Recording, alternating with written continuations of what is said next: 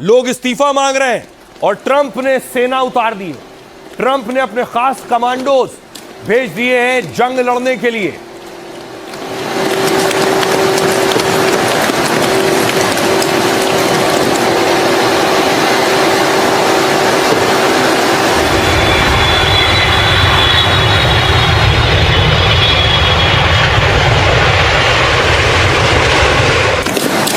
ये USS Tripoli है, America का युद्धपोत जो जापान के पास तैनात था, वो मिडिल ईस्ट तक पहुंच चुका और इसी पर अमेरिका के खास कमांडोज तैनात है। दूसरी तरफ ईरान कह रहा है आ जाओ, अब दो दो हाथ करते हैं, हमारी सेना भी तैयार है। ईरानी सेना ने भी वीडियो जारी किया है कि हम इंतजार कर रहे हैं।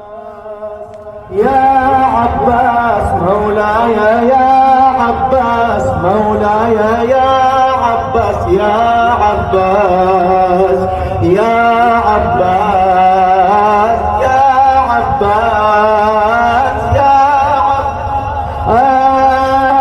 अब्बास मिन नूर अलैहि, अब्बास या अब्बास, या अब्बास। ईरान के अखबार में ये देखिए ईरान ने क्या किया, उससे पहले पोस्टर चिपकाया है, पोस्टर चिपकाकर मिसाइल दाग दिए।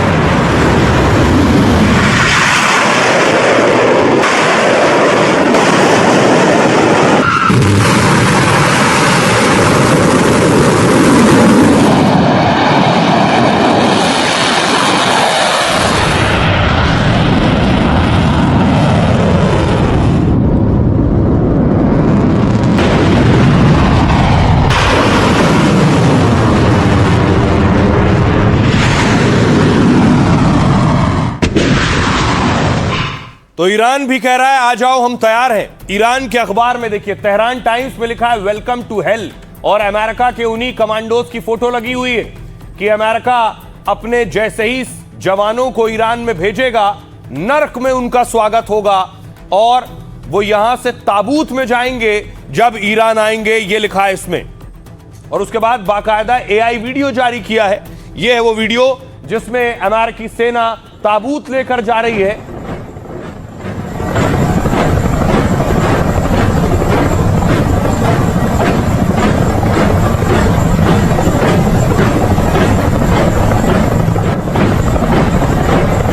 के जरिए ईरान का कहना है यहां जो जवान आएंगे वो ताबूत में ऐसे भरकर वापस जाएंगे, इसकी तैयारी हमने कर ली है। दूसरी तरफ अमेरिका ने देखिए अपने बड़े फाइटर बॉम्बर उतार दिए। B-52 है, B-52 ब्रिटेन में लैंड कर चुका है।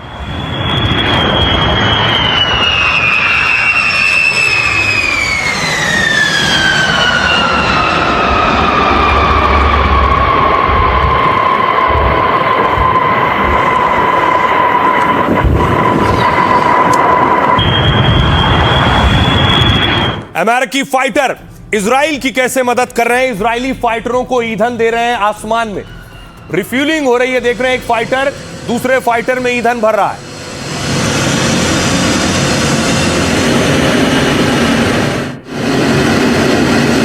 और इस तरह लंबे वक्त तक ये फाइटर आसमान में रहते हैं और जाकर ईरान पर मिसाइल गिराते हैं। ये देख रहे हैं तेहरान में रिहायशी इलाके में मिसाइल अटैक हुआ है।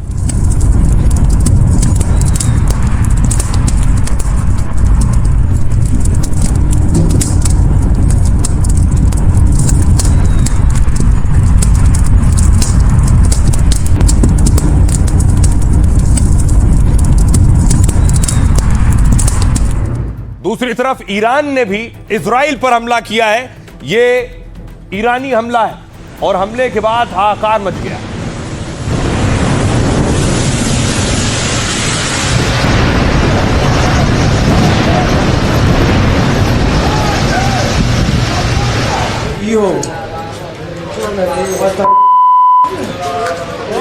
אצלנו.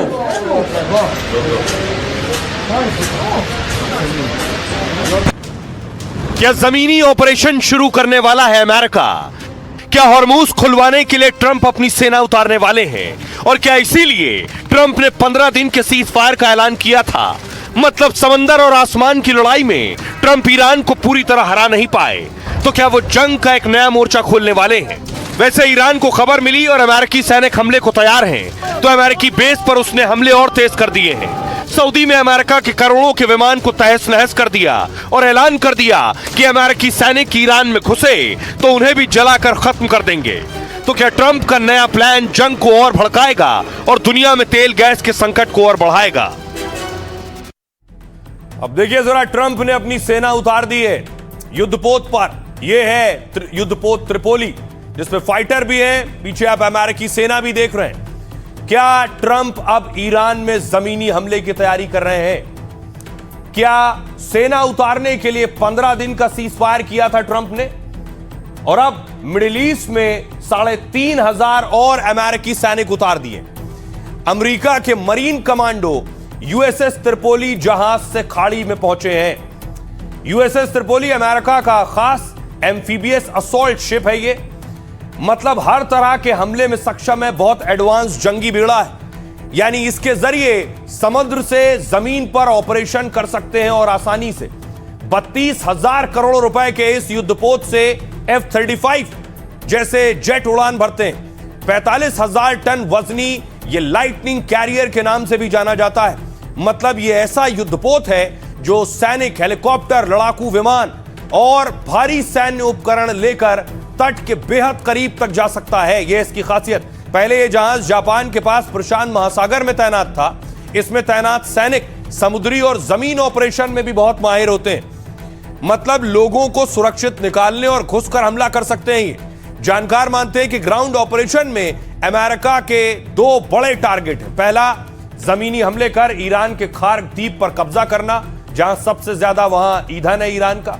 दूसरा, हॉर्मूज स्ट्रेट के पास दूसरे तटीय इलाकों में छापे मारना, क्योंकि वो रूट है ईंधन का, और उन हथियारों को नष्ट करना जिनसे जहाजों पर हमले हो रहे हैं। उधर ट्रंप के ग्राउंड ऑपरेशन की तैयारी से ईरान भड़क गया है और धमकी दी है कि अमेरिकी सैनिक आए तो उन्हें जला देंगे। तेहरान टाइम्स ने कहा है कि अमेरिकी सेना का नर्क में स्वागत है। अमेरिकी सैनिक ईरान की जमीन पर उतरे तो ताबूत में ही भर भर कर वापस जाएंगे। संसद स्पीकर गालिबाफ ने ट्रंप पर धोखा देने का आरोप लगाया है। कहा अमेरिका एक तरफ बातचीत की बात कर रहा है और दूसरी तरफ जमीनी हमले की तैयारी कर रहा है।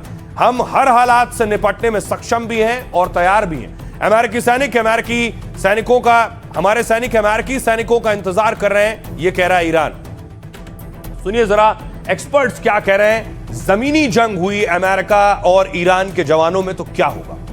257 मीटर लंबे और 20 नॉट की स्पीड चलने वाले यूएसएस त्रिपोली के अंदर कुछ खासियतें ऐसी हैं जो कि इसको एम्फीबियस अटैक्स के लिए बेहद शानदार बनाती है। इसके ऊपर F-35B का जो कि स्टेल्थ एयरक्राफ्ट है, उसका पूरा स्क्वाड्रन करीब 20 एयरक्राफ्ट एक साथ रखे जा सकते हैं, जिनको कि एयर सुपीरियरिटी के लिए इस्तेमाल किया जा सकता है तटीय क्षेत्रों में। इसके ऊपर ऑस्प्रे हेलीकॉप्टर्स रखे जाते हैं, जिसमें भर के पैराट्रूपर्स को अलग अलग इलाकों में ड्रॉप कराया जा सकता है।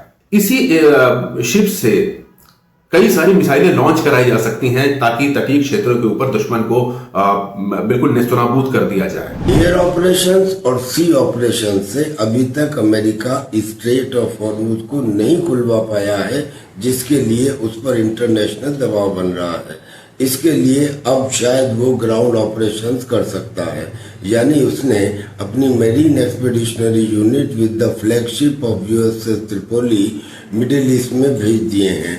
प्लानिंग है शायद कि कुवैत, जो खर्ग आइलैंड से करीब 200-250 किलोमीटर दूर है, वहां से ये ऑपरेशन किया जाएगा और खर्ग को पहले तो एयर बम्बार्डमेंट से सॉफ्ट किया जाएगा और उसके बाद एम्फीबियस त्रिपोली असॉल्ट शिप से उसमें कब्जा किया जाएगा, ताकि ईरान का तेल रोका जा सके और फिर ईरान के ऊपर प्रेशर डाल के उससे स्ट्रेट ऑफ हॉर्मुज को खुलवाया जा सके।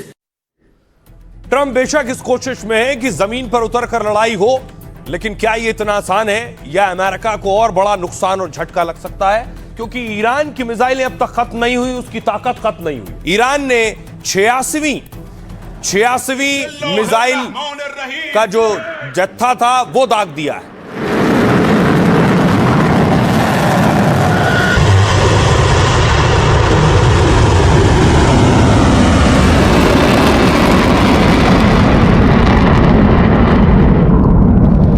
बिस्मिल्लाहिर्रहमानिर्रहीम।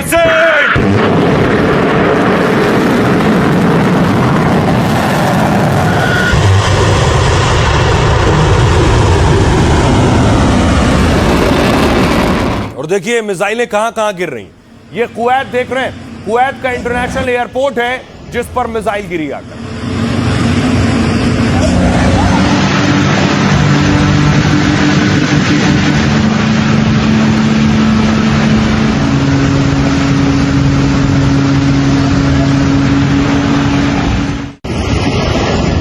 इजराइल पर ईरान मिसाइल दाग रहा है, मुस्लिम देशों पर दाग रहा है। इराक से जो लड़ाके हैं इराक में रेजिस्टेंस फोर्स, वो भी ड्रोन दाग रहे हैं।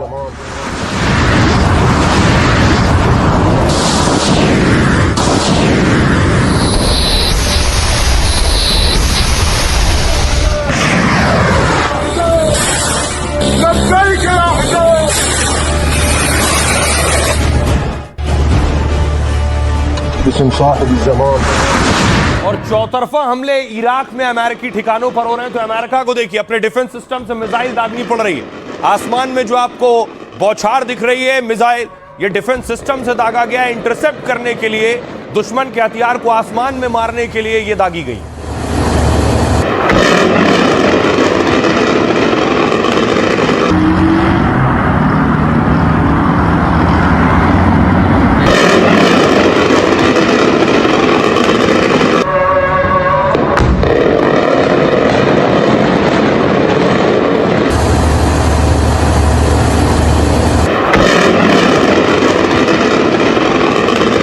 और हर बार मिसाइल रोक पाए, डिफेंस सिस्टम रोक पाए, ये जरूरी नहीं।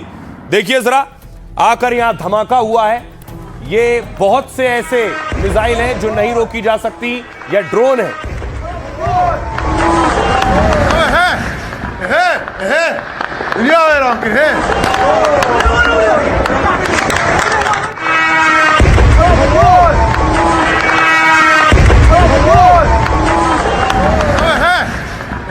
ये इराक के एरबिल की तस्वीरें आप देख रहे हैं। एरबिल पर अमेरिकी बेस भी है जिस पर एक के बाद एक बहुत से अटैक हुए। इसी तरह एक और अटैक हुआ सऊदी अरब में।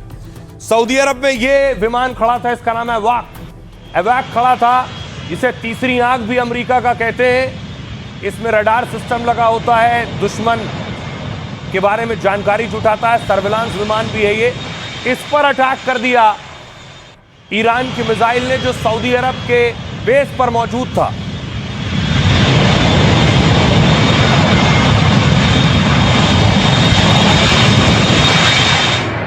और देखिए जरा अटैक के बाद इसका हाल देखिए। यह है अमेरिका का विमान, सर्विलांस विमान, यूएस एयरफोर्स लिखा हुआ आप देख रहे हैं। ईरान ने तबाह कर दिया है अमेरिका का यह विमान। 5-5.5 हजार करोड़ इसकी कीमत है।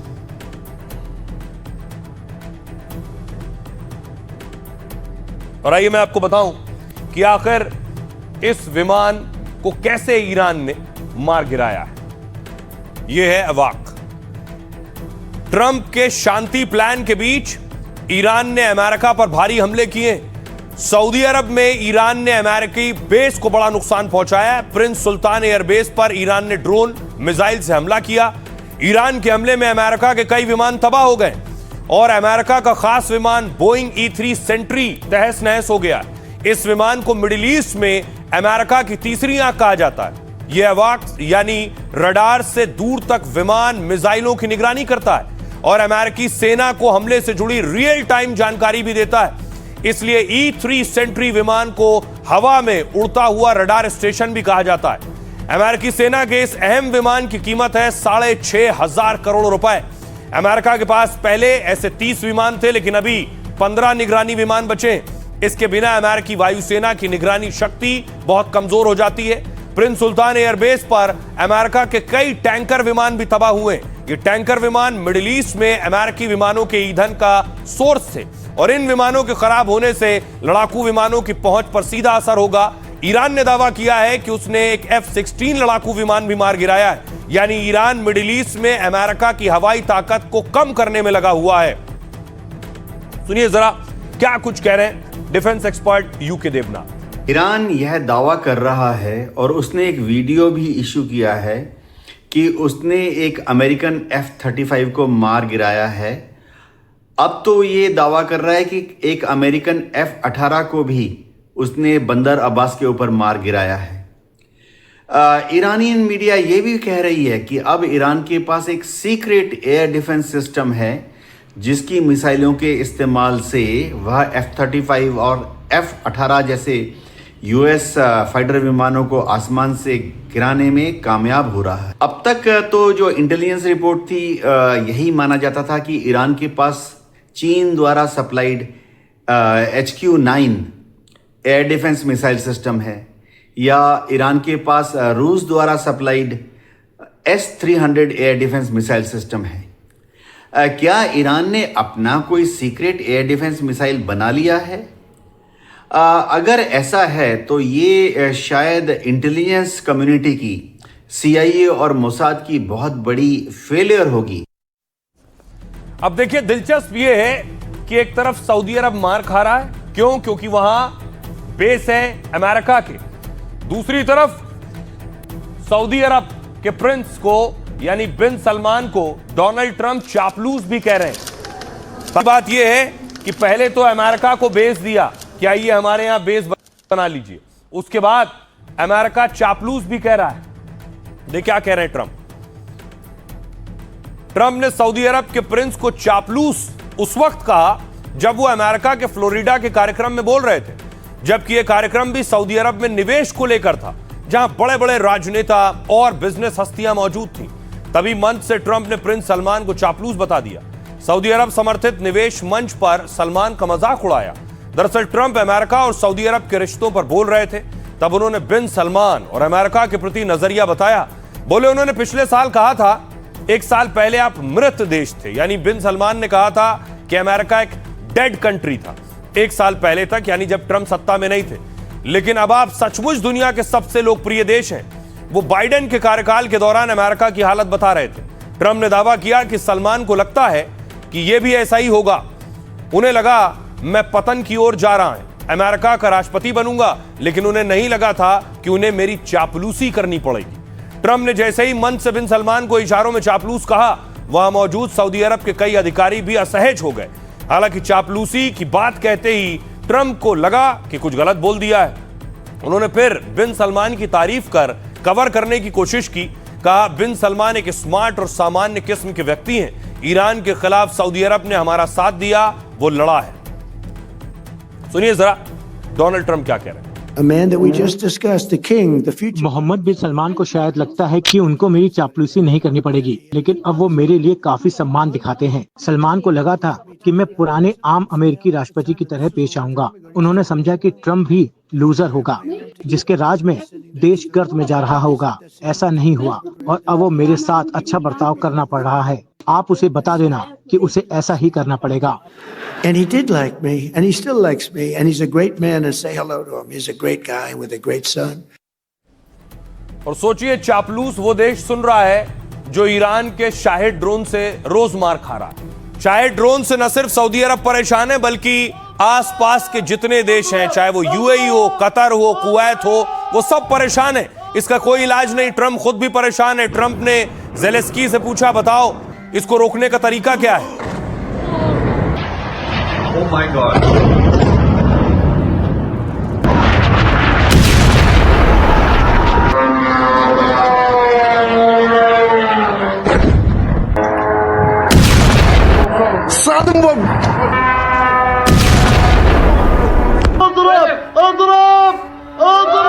अब देखिए इतने हमले हो रहे हैं। UAE से एक तस्वीर आई है। इस तस्वीर में देखिए जरा कारों का अंबार लगा हुआ है। बताया जा रहा है UAE के लोग ओमान जा रहे हैं, लगातार हमलों से परेशान हैं।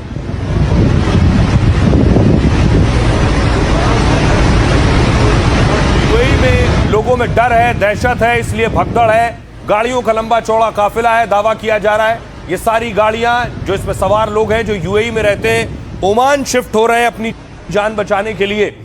अब दूसरी तरफ देखिए, आखिर इन हमलों से कैसे रुका जाए। सऊदी भी परेशान है, इसलिए यूक्रेन के राष्ट्रपति ज़ेलेंस्की पहुंचे हैं सऊदी अरब।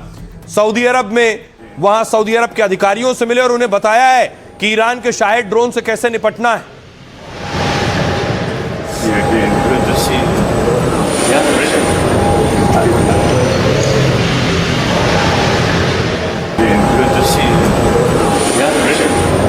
न सिर्फ सऊदी अरब बल्कि ज़ेलेंस्की यूएई गए, कतर भी गए।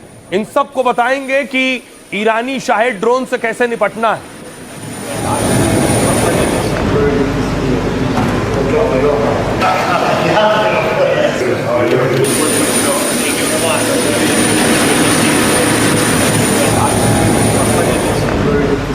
तो ज़ेलेंस्की सबके लिए इस वक्त बड़े योद्धा बने हैं और यह है वो हथियार जो यूक्रेन ने तैयार किया है शाहिद ड्रोन गिराने के लिए।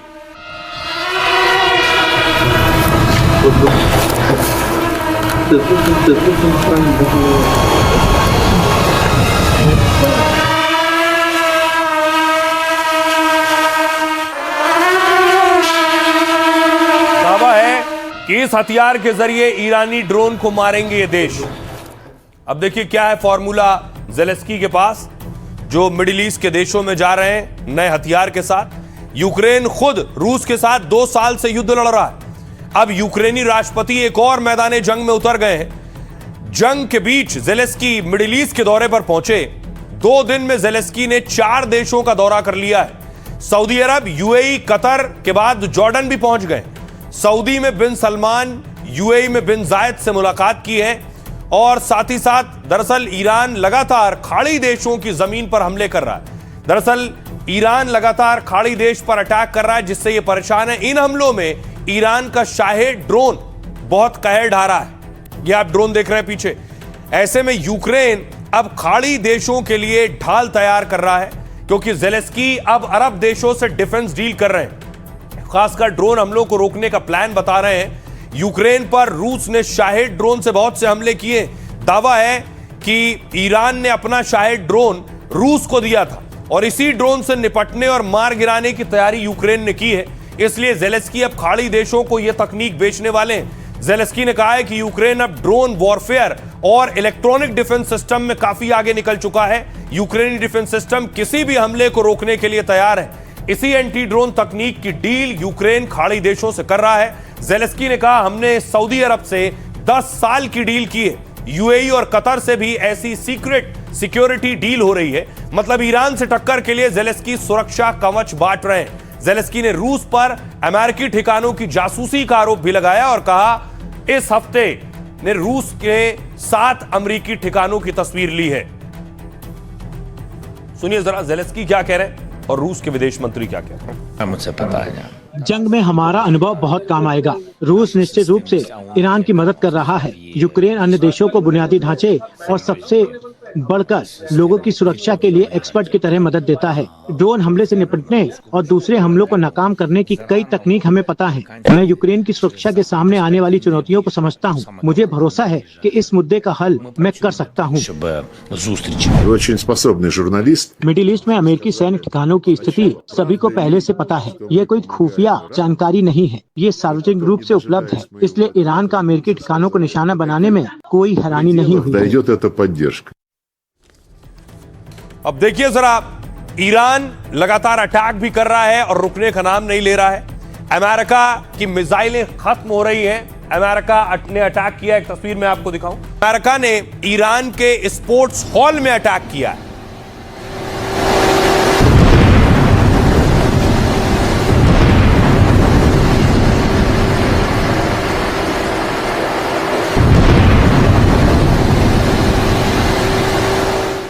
दूसरी तरफ इजराइल की फैक्ट्री पर ईरान ने अटैक किया है। ये वो तस्वीरें आप देख रहे हैं।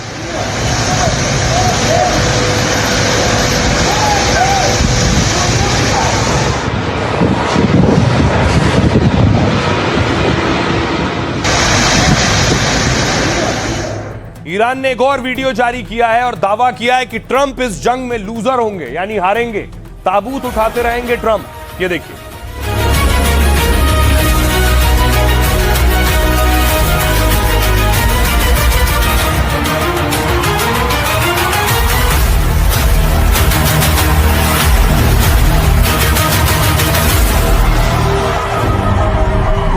वीडियो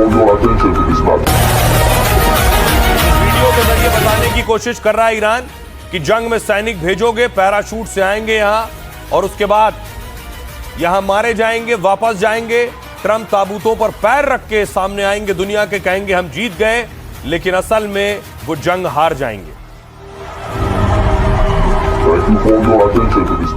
और ईरान ये क्यों कह रहा है?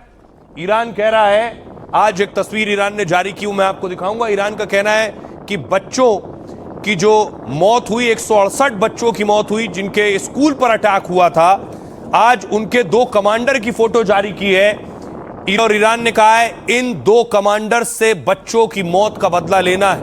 देखिए वो दोनों कमांडर कौन है? ये है अमेरिकी कमांडर, इनकी तस्वीरें जारी की हैं। इनके आदेश पर ही बच्चों के स्कूल पर अटैक किया गया था। इन दोनों पर ही बच्चों पर हमले और उनके स्कूल पर हमले का आरोप है।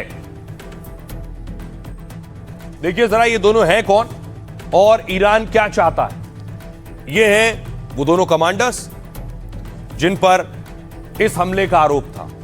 ईरान ने अमेरिकी नौसेना के इन 2 कमांडर्स की तस्वीरें जारी की और कहा इन दोनों अपराधियों को पहचान लीजिए, यही ईरान के 168 बच्चों के हत्यारे हैं, इन्हें याद रखिए।